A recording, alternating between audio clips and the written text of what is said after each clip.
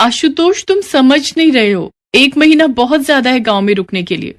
रिया, तुम कैसी बातें कर रही हो? ज्योति मेरी सगी बहन है। हम तो सिर्फ कुछ दिनों की छुट्टियां लेकर समय पर शादी में पहुंच रहे हैं, पर मोहन भैया और आशा भाभी ने तो ज्योति की शादी की सारी तैयारियां खुद से ही की हैं। दिख रहा है। पिछले महीने 2 लाख रुपए किसने बैंक अकाउंट से भेजे थे, बताना।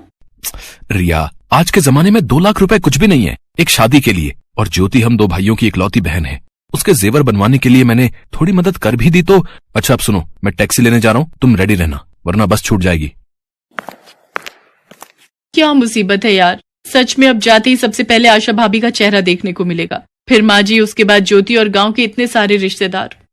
मुझे तो अभी से घबराहट शुरू हो रही है। रिया और आशुतोष दोनों शहर में रहते थे और बाकी परिवार गांव में रहता था। रिया को गांव के रहन सहन से नफरत थी, वो शुरू से ही शहर में रही थी, पर आशुतोष से लव मैरिज के बाद वो दूसरी बार गांव जा रही थी।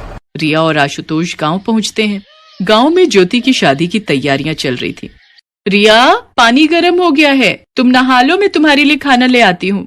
रिया भाभी, देखो ये साड़ी सगाई की फंक्शन में कैसी रहेगी। ये साड़ी आशा भाभी की पसंद की है।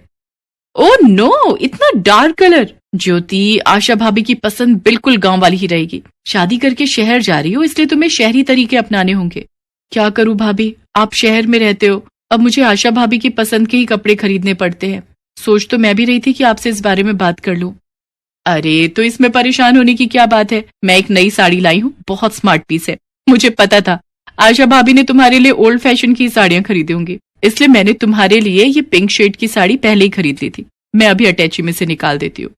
रिया अटैची में से एक साड़ी निकालकर ज्योति को दे देती है। ज्योति आशा की दी हुई साड़ी को एक तरफ रख देती है। वाह रिया भाभी, ये साड़ी तो बहुत ही सुंदर है, मैं सगाई के फंक्शन में यही साड़ी पहनूंगी। आशा की आंखों में आंसू थे, पर वो उन्हें छुपा लेती है। रिया आशा की तरफ देखकर घमंड से मुस्कुरा रही थी। जितने दिन यहाँ हूँ, ठाठ से रहने का यही तरीका है, कोई काम धाम करना नहीं पड़ेगा, सारा दिन इस ज्योति को मक्खन लगाने में लगी रहूंगी। वैसे ठीक भी है, ये रीति रिवाज कौन संभाले। रिया ने शादी में होने वाली किसी भी तैयारी में हिस्सा नहीं लिया, वो सभी कामों से जी चुराती रही। रिया, आशा भाभी सब आने जाने वाले रिश्तेदारों के लिए नाश्ते पानी का इंतजाम कर रही हैं, तुम उनकी मदद क्यों नहीं कर रही हो? देख तो रहे हो आशुतोष, मैं ज्योति के लिए न्यू सैंडल सेलेक्ट कर रही थी। हाँ भैया, रिया भाभी मेरे साथ काम कर रही हैं। आशा भाभी को तो आदत है रोजाना इतने मेहमानों को संभालने की, आप चिंता मत करो, वो अकेली ही काफी है घर के काम करने के लिए। आशा बहू, जाकर तुम भी तैयार हो जाओ, फिर शाम को बारात आने का समय हो जाएगा, चाय पानी रिया बहू संभाल लेगी। माँ जी, रिया ज्योति के साथ है, वो उसकी तैयार होने में मदद कर रही है। जब से आई है कोई काम धंधा नहीं किया, जब देखो कमरे में फालतू कामों में लगी रहती है। तैयार करने वाली तो आई हुई है, इसने कौन सा तैयार करना है। ज्योति, ये तुम्हारे सैंडल मेरे कमरे में ही रखे थे, मैं दूसरे कामों में व्यस्त हो जाऊंगी, तुम्हें तैयार भी होना है, अपने पास ही रख लो, पहन लेना। भाभी, ये ओल्ड फैशन के सैंडल आप ही रखो, मैंने ज्योति को ऊंची हील वाली बढ़िया सैंडल दे दिए हैं। ज्योति की हाइट कम है, इन ऊंची हील वाले सैंडल में लंबी लगेगी। अब हमारी ननद शहर की होने वाली है। हाँ आशा भाभी, मैं यही सैंडल पहनूंगी, इनकी हील ऊंची है। आशा बेचारी क्या ही बोलती, वो सारे मेहमानों की देखभाल कर रही थी, पर मजाल है कि रिया ने एक बार भी आकर किसी काम में उसकी मदद की हो। बारात आने का समय हो रहा था, सब लोग तैयार हो चुके थे। रिया ज्योति को अकेला छोड़कर तैयार होने चली गई। आशा बहू, बारात आने का समय हो रहा है, ज्योति के पास कौन है? माँ जी, रिया ज्योति के पास बैठी है। माँ, बारात आ गई है। माँ जी, आप बुआ जी के साथ चलो, मैं आरती की थाली लेकर आती हूँ। सब लोग बारात के स्वागत में लग जाते हैं। कैसे देहाती लोग हैं, इतनी सस्ती पार्लर वाली बुलाई, मेरा तो पूरा मेकअप ही खराब कर दिया। अब जल्दी से ज्योति के कमरे में जाती हूँ। रिया वापस ज्योति के कमरे में जाती है। रिया, बारात आ गई है, ज्योति को तुम ले आओ, मैं आरती की थाली लेकर जा रही हूँ। बड़ी आई मेरे ऊपर हुक्म चलाने वाली, कितनी चालाक है, खुद आरती की थाली लेकर दरवाजे पर खड़ी हो जाएंगी और इस महारानी को लाने की ड्यूटी मुझे दे रही है। ज्योति, मैं सोच रही थी तुम्हारे ससुराल वाले शहर के हैं और भाभी गांव की है, उन्हें शहरी तौर तरीके पता नहीं है, इसलिए बारात के स्वागत के लिए मैं चली जाती हूँ, भाभी तुम्हें ले आएंगी, मेरे जाने से उन लोगों पर अच्छा इंप्रेशन पड़ेगा। हाँ ये ठीक रहेगा। आशा भाभी, आप ये आरती की थाली रिया भाभी को दे दो। पर अरे दो न भाभी, इसमें इतना झिझकने की क्या बात है। रिया आशा के हाथ से आरती की थाली झपट लेती है और बारात के स्वागत के लिए चली जाती है। रिया बहू, आशा कहाँ है? वो नहीं दिख रही। माँ जी, वो आशा भाभी कह रही थी कि उनको शहर के तौर तरीके नहीं आते, इसलिए उन्होंने मुझे भेज दिया। वैसे वो ज्योति को लेकर आ जाएंगी। आशा ज्योति के पास ही कमरे में थी। रिया ज्योति के ससुराल से आई औरतों के साथ गप्पे मारने लगी। आशुतोष बेटा, रिया तो सुन ही नहीं रही है। अब किसी के बीच में जाकर उसे बुलाते हुए अच्छा भी नहीं लगता। एक काम कर, तू आशा को बोल, वो ज्योति को लेकर आ जाएगी। ठीक है माँ, मैं अभी बोल कर आता हूँ। कुछ देर बाद आशा ज्योति को लेकर जयमाला के लिए स्टेज पर जाने लगती है, पर इस स्टेज से थोड़ी दूरी पर ज्योति की सैंडल टूट जाती है और वो तेजी से लुढ़कने ही वाली थी कि आशा उसका हाथ थाम लेती है। आह आशा भाभी! संभाल कर ज्योति, क्या हुआ? भाभी, मेरी सैंडल टूट गई। आह! हे भगवान, अब क्या करूं? स्टेज तो सामने ही है, किसी को पता चला तो बहुत अपमान होगा। अब हम वापस भी नहीं लौट सकते। एक काम करो ज्योति, तुम चुपचाप मेरी चप्पल पहन लो, कुछ तो काम चल ही जाएगा। पर भाभी, आप बिना चप्पल के कैसे घूमोगे? तुम्हारी जयमाला हो जाए, फिर मैं तुम्हारे भैया को बोलकर घर से दूसरी चप्पल मंगवा लूंगी। आशा, ज्योति के लिए सैंडल तो तुम खरीद कर लाई थी ना, तो फिर ये टूटे कैसे? इतने कच्चे सैंडल, अभी कोई देख लेता, ज्योति गिर जाती तो क्या होता? सारी बिरादरी में बदनामी हो जाती। कम से कम मजबूत चप्पल तो खरीद कर ला सकती थी। तुम तो समझदार हो, तुमसे ऐसी उम्मीद नहीं थी आशा बहू। मैंने ज्योति की शादी की खरीदारी का काम तुम्हें सौंपा हुआ था, तुम इतनी बड़ी गलती कैसे कर सकती हो? तभी वहां पर रिया आ जाती है। वो सब सुन रही थी। आशा रिया की तरफ देखती है। माँ जी, पता नहीं, मैं तो अच्छी दुकान से ही खरीद कर लाई थी, पर ये सैंडल कैसे टूट गए मुझे समझ नहीं आ रहा। मुझे माफ कर दीजिए माँ जी। आशा भाभी, पर ये सैंडल तो... अच्छा, अब ये सब कुछ छोड़ो, सामने स्टेज पर सब देख रहे हैं, तुम दोनों ज्योति को स्टेज पर लेकर चलो। रिया बहुत शर्मिंदा थी। उसके कारण आज ज्योति की इंसल्ट हो सकती थी, पर आशा ने सब कुछ संभाल लिया।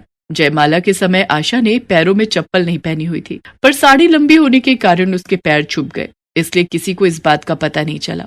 कुछ देर बाद मोहन घर से दूसरी चप्पल ले आता है और आशा वो चप्पल पहन लेती है। धूमधाम से ज्योति की शादी हो जाती है और सब ज्योति को खुशी खुशी विदा करते हैं। आशा भाभी, मैंने अगर कोई भी गलती की हो तो मुझे माफ कर देना। आप मेरी बहुत प्यारी भाभी हो। रिया भाभी, आशा भाभी बहुत अच्छी है। उन्होंने एक माँ की तरह मेरा हमेशा ख्याल रखा है। कभी कभी माँ मुझे डांट देती है, पर आशा भाभी ने मुझे बहुत लाड प्यार दिया है। ससुराल जाकर मैं आशा भाभी को बहुत याद करूंगी। और रिया भाभी, आप भी बहुत अच्छे हो। आप मेरे लिए कितना सोचते हो। आपने इन शादी के कुछ दिनों में मेरा बहुत ख्याल रखा, उसके लिए दिल से शुक्रिया रिया भाभी। कितना बड़ा दिल है इन सबका। आशा भाभी चाहती तो सारी सच्चाई माँ जी और मोहन भैया, आशुतोष सबको बता सकती थी, पर उन्होंने कुछ भी नहीं बोला। सारा इल्जाम अपने ऊपर ले लिया। और ज्योति को देखो, उसने भी मेरी इस बात को दिल पर नहीं लिया। रिया ज्योति के गले लग जाती है। अगले दिन रिया आशा के कमरे में जाती है और उससे लिपट कर माफी मांगती है। कुछ दिन बाद सबके साथ हंसी खुशी रहकर रिया और आशुतोष वापस शहर आ जाते हैं, पर अब अपने जेठानी और परिवार के लोगों के प्रति रिया के मन में कोई बैर भावना नहीं थी।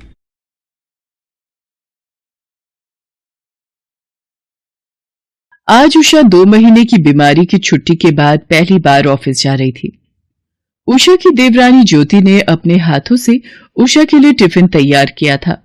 वो किचन से बाहर आते हुए बोली, उषा भाभी, आपका टिफिन। ज्योति, तुम सचमुच बहुत अच्छी हो। उषा ने टिफिन बॉक्स हाथ में लिया और ज्योति को गले से लगा लिया और अतीत में खो गई। ज्योति छोटे से गांव से मुंबई के पॉश इलाके में बहू बनकर आई थी। जैसे ही ज्योति अपनी इकलौती जेठानी उषा के पैर छूने के लिए झुकी, ओह, व्हाट इज दिस? ये किस जमाने में जी रही हो? गंवार कहीं की, आजकल कोई पैर छूता है क्या? आजकल तो हाय हेलो और हग करने का जमाना है। लगता है ये लड़की एजुकेटेड भी नहीं है।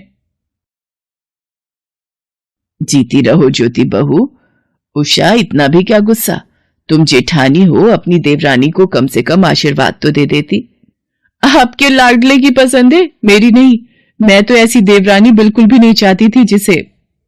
बस करो उषा बहू, नई बहू से कुछ तो प्रेम भावना रखो।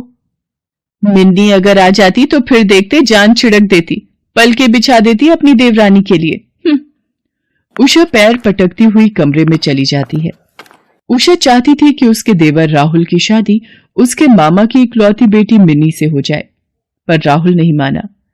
मिनी हाई फाई सोसाइटी की थी, परंतु जब राहुल ने सीधी सादी गांव की लड़की ज्योति से शादी कर ली तो उषा जल भुन कर रह गई।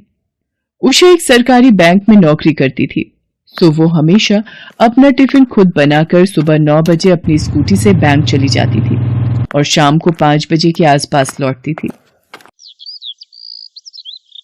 उषा ज्योति से इस कदर नाराज थी कि वो उसके हाथ की चाय तक नहीं पीती थी। उषा भाभी, ये मैंने भिंडी की सब्जी बनाई थी, अगर आप कहते तो मैं गरम गरम रोटी सेक कर आपका टिफिन पैक कर दूं। कोई जरूरत नहीं है मेरे लिए खाना बनाने की। भगवान ने मुझे हाथ दिए हैं कि मैं अपना खाना खुद बना लूंगी। मेरे ऑफिस जाने के बाद जिसका मर्जी बनाती रहना। तुम्हें क्या होता जा रहा है उषा? इस तरह से बात करते हैं क्या? तुम अगर हमारे बीच में नहीं बोलो तो ही अच्छा है। तुम्हारे ऑफिस के कपड़े निकाल कर रख दिए हैं, मैं जा रही हूं। सुशीला, ये उषा बहू का इस तरह से ज्योति बहू के साथ व्यवहार ठीक नहीं है। ज्योति, मैं जानती हूं बहू, उषा बहू का बर्ताव तुम्हारे साथ अच्छा नहीं है। वो मुंबई शहर की पली बढ़ी है, शुरू से मॉडर्न सोसाइटी में रही है, इसलिए उसका स्वभाव शुरू से ऐसा है। हम भी उसे ज्यादा कुछ नहीं कहते हैं, उसके जो जी में आए वो करती है। लेकिन तुम चिंता मत करो, वक्त के साथ सब ठीक हो जाएगा। उषा के तेज तर्रार स्वभाव से उसके सास ससुर भली भांति परिचित थे, सो वे हमेशा खामोशी रहते थे। एक शाम तो उषा ने हद ही कर दी। अरे आना, गर्मा गर्म अदरक वाली चाय पीकर जाना। नमस्ते मीनल दीदी। उषा भाभी, आप लोग बैठिए, मैं चाय बनाकर लाती हूँ। नमस्ते नमस्ते। अच्छा, तो ये है तुम्हारी देवरानी। अरे तुम कहाँ जा रही हो उषा? ये बना तो रही है चाय। भाई पिज्जा चाउमीन माइक्रोवेव में गर्म करके ला रही हूं। ज्योति को दे दो, वो गर्म कर लाएगी। ज्योति, अरे मीनल, ये हमारी तरह स्मार्ट शहर वाली नहीं है, ये गांव की गंवार है। मैं शायद थोड़ा ज्यादा बोल रही हूं, पर सच ही तो है, इसने कभी माइक्रोवेव देखा तक नहीं था, ये भला इस्तेमाल करना क्या जानेगी। ज्योति एक संस्कारी लड़की थी, इसलिए उसने उस वक्त चुप रहना ही ठीक समझा। उषा बात बात पर ज्योति को ताने देती थी, पर घर में कलेश ना हो इसलिए ज्योति चुप रहती थी। वो नहीं चाहती थी कि उसे कोई ये कहे कि उसके आने के बाद घर में कलेश हो गया है। पर एक शाम नौकरी से लौटते वक्त किसी टेम्पो ने उषा की स्कूटी को पीछे से जोर से टक्कर मार दी और किसी भले व्यक्ति ने अपनी कार से उषा को नजदीक के अस्पताल में पहुंचाया। जी, आप राकेश बोल रहे हैं? आपकी पत्नी के आधार कार्ड से आपका नाम और पता मिला है। आपकी पत्नी उषा जी का एक्सीडेंट हो गया है, आप जल्दी से हॉस्पिटल आ जाइए। माँ उषा। क्या हुआ राकेश? बेटा कुछ तो बोलो। क्या हुआ भैया? भाभी ठीक तो है? ज्योति, माँ उषा का एक्सीडेंट हो गया है, हमें अस्पताल पहुंचना है। ज्योति, मैं गाड़ी निकालता हूं, तुम्हें मेरे और भैया के साथ चलो। सब लोग अस्पताल पहुंचते हैं। घबराने की कोई बात नहीं है, उषा जी इस वक्त आईसीयू में है, वो अभी बेहोशी की अवस्था में है, कुछ देर में उन्हें होश आ जाएगा। हेलमेट की वजह से उनके सर में कोई चोट तो नहीं आई, मगर उनके हाथ और पैर में गहरी चोट लगी है, फ्रैक्चर भी हो सकता है। कुछ ही देर में उषा को होश आ गया। डॉक्टर, अब भाभी कैसी हैं? मैंने एक्सरे रिपोर्ट देख ली है। उषा जी के दाएं हाथ और बाएं पैर में फ्रैक्चर है, उन्हें करीब 1 सप्ताह अस्पताल में रहना पड़ेगा। उषा, अब कैसा महसूस हो रहा है? दर्द बहुत है राकेश, पता नहीं वो टेम्पो वाला कैसे पीछे से। अरे मेरी प्यारी भाभी, चिंता करने की कोई जरूरत नहीं है, कुछ ही दिनों में आप बिल्कुल अच्छी हो जाओगी। राहुल सही कह रहे हैं भाभी, देखना आप बहुत जल्दी ठीक हो जाओगे। ज्योति अस्पताल में दिन रात उषा की सेवा में लगी रही। उषा उसे अपनी देखभाल करते देख रही थी। 2 सप्ताह के बाद उषा को अस्पताल से छुट्टी मिली और वो घर पर आई। भगवान का लाख लाख शुक्र है, तुम सही होकर अपने घर वापस आ गई बहू। जीती रहो बहू, भगवान तुम्हें हर मुसीबत से बचाए। उषा के हाथ और पैर पर प्लास्टर था। ज्योति ने उषा से कहा, भाभी अब आप अपने लिए पानी का गिलास तक नहीं भरोगी, डॉक्टर ने वैसे भी आपको पूरे 2 महीने आराम करने की सलाह दी है, फिर आपके एक हाथ और एक पैर पर प्लास्टर चढ़ा है, इसलिए आपको अब आराम की सख्त जरूरत है। आज से आप मुझे कोई भी और किसी भी प्रकार का काम करने के लिए कहने में कोई संकोच नहीं करोगी, ऐसा मुझसे वादा करो। ज्योति, मुझे माफ कर देना, मैंने तुम्हें ना जाने क्या क्या कहा और तुम्हें बेवजह परेशान भी बहुत किया। तुम पिछले 2 सप्ताह से सब कुछ भुलाकर मेरी सेवा में समर्पित हो गई। इतनी सेवा तो कोई अपना भी नहीं करेगा। तुम्हें इस घर में आए अभी 6 महीने ही हुए हैं, पर तुमने अपनी मृदुल वाणी और विनय भाव से हम सबका दिल जीत लिया। मुझे राहुल की पसंद पर गर्व है। ज्योति, तुमने तो हम सबका दिल जीत लिया। मेरी प्यारी देवरानी, मुझे माफ कर दो। उषा भाभी, आप बड़ी बहन के समान हैं, जिसे अपनी छोटी बहन को डांटने और फटकारने का हक तो होता है ना। फिर भला मुझे बुरा क्यों लगेगा? आप माफी की बात करके मुझे शर्मिंदा ना करें। ज्योति ने अपनी जेठानी उषा को गले से लगा लिया। अरे भाई, देवरानी और जेठानी का प्यार हो चुका हो तो मुझे और राहुल को जोर की भूख लगी है। सचमुच भैया, बहुत जोरों की भूख लगी है। आज मेरे सब बच्चों के लिए मैंने खाना बनाया है, जल्दी से आ जाओ। माँ जी, आप इन सबको खाना परोसिए, मैं उषा भाभी के लिए सब्जियों का सूप बनाकर लाती हूँ। ये लो भाभी, गरम गरम सूप थोड़ा और पी लो, बस 1 चम्मच और। बस और नहीं, मेरा पेट भर गया। अरे भाभी, आप कहाँ खो गई हो? अब तो मेरा हाथ छोड़ो ना, आपने कब से इसे कस कर पकड़ रखा है। आपको बैंक जाने में देर हो रही है, टिफिन तो मेरे हाथ में ही है, फिर आपका पेट कैसे भर गया? ओह सॉरी ज्योति, मैं तो अतीत में पहुंच गई थी। थैंक यू मेरी प्यारी देवरानी, मेरा इतना ध्यान रखने के लिए। मेरी प्यारी जेठानी जी के लिए तो जान भी हाजिर है। बाय, ध्यान से जाना। और उषा फिर एक बार ठीक होकर अपने पति राकेश के साथ ऑफिस के लिए निकल पड़ती है। लेकिन उसकी आंखों में आज अपनी देवरानी ज्योति के लिए जो सम्मान था वो अमूल्य था।